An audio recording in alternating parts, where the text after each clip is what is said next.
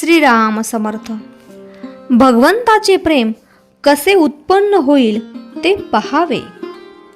चमत्कार करता आले म्हणजे ब्रह्मज्ञान झाले असे नाही म्हणता येणार. संतांचे दर्शन झाले पण त्याच्या आजूबाजूचे लोक पाहिले तर वाईट दिसतात. आपण दवाखाना पाहायला गेलो तर निरोगी लोक आपल्याला तिथे कसे दिसतील? आमची प्रपंचाची नड संताने दूर करावी हे म्हणणे चुकीचे नाही का? ती दूर करण्याकरता प्रापंचिकाकडे जावे, संतांकडे नव्हे. आता दुखणे बरे व्हावे म्हणून जरी राम राम म्हटले तरी सुद्धा ते वाया जात नाही. सत्पुरुषांचे अत्यंत उपकार असतील तर रोगाचे निदान काय आहे ते त्यांनी शोधून काढले. आपल्याला हवेपणाचा रोग झाला आहे. हवे नको पण जिथे आहे तिथे समाधान नाही हे खास. आपल्या भजन पूजनाचा हेतू कोणता असेल तो समजून भजन पूजन करा म्हणजे झाले. आज भगवंत हवा असे म्हणणारे लोक थोडेच आहेत आणि ज्यांना भगवंत हवा असतो तो भगवंतासाठी नको असतो.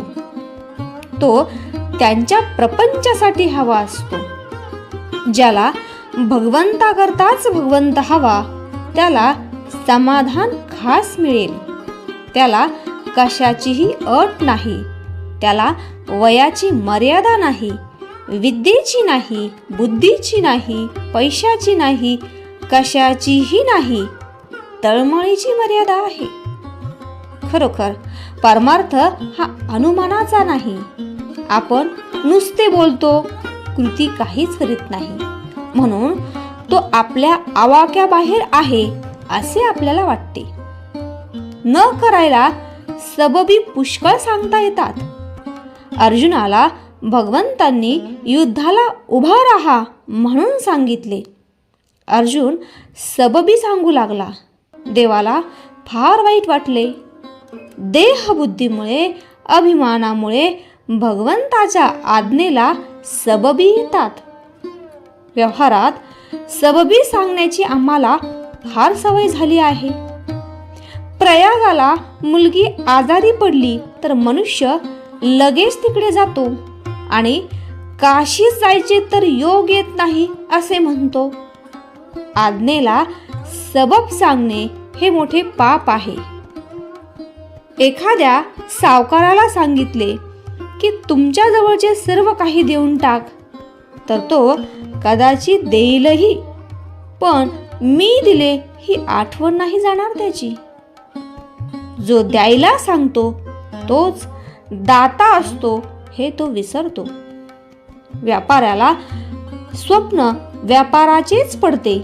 त्याप्रमाणे आपण ज्याचा सहवास करावा त्याचे प्रेम येते. भगवंताविषयी प्रेम कसे उत्पन्न होईल ते पहावे. सहवासाने, निश्चयाने किंवा आपलेपणा विसरल्याने परमेश्वराचे प्रेम येते. पुष्कळ दिवस एका घरात राहिल्याने त्या घराविषयी नाही का आपल्याला प्रेम येत?